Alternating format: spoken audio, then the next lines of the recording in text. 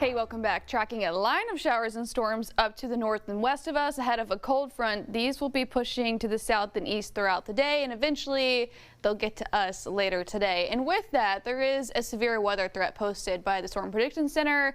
States including Texas, Louisiana, Arkansas, Mississippi, parts of Alabama, and even Tennessee included in that level 2 out of 5 slight risk for severe weather. Now here in southeast Louisiana, we're mainly underneath that first category. So that's a level 1.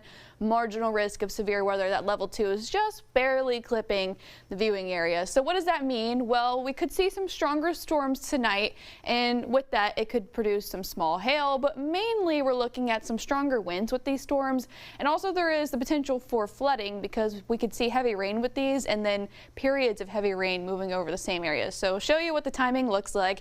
Here's that line of showers and storms up to the north of us. This will continue to move down towards the south.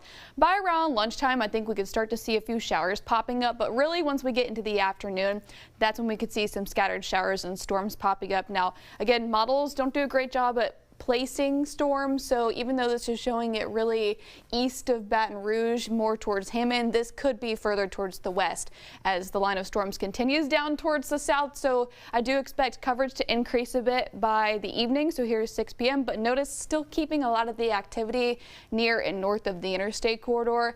Then once we get into the evening, later into the evening, here's 10 p.m. Here comes that line of showers and storms. This is where the severe weather potential is, mainly damaging winds. You can kind of see how the model is even showing a little bit of curvature here in these lines of storms. This is a signal that we could see some damaging winds with that.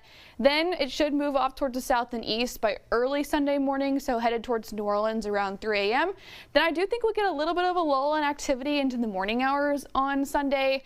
Then because this front is going to stall out, it does look like we could see another round of scattered showers and storms popping up into the afternoon. Now the placement is going to depend on how far south we see that frontal boundary stall, but it does look like we'll get another round of showers and storms into the afternoon and early evening on Sunday before we start to see things trending drier and quieting down by late Sunday evening. So with this, because it's rounds of showers and storms, we can get some pretty good rainfall with this. The graph model, which is the model that I showed you, is hinting at 1 inch to possibly over 3 inches in some places. These bullseyes of orange, that's possibly 4. So it's going to depend on where these storms set up and move over in the same areas. We can get a good soaking of rainfall in some areas, which we need across the state. But right now on our Sky 9 camera, a good bit of cloud cover. This is over the Mississippi River on top of LaBerge.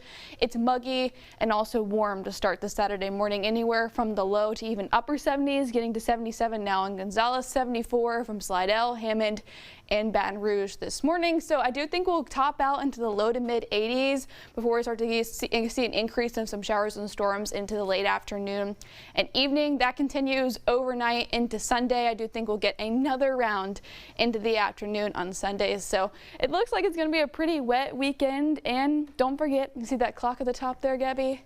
Yeah, the clocks move forward. So I'm going to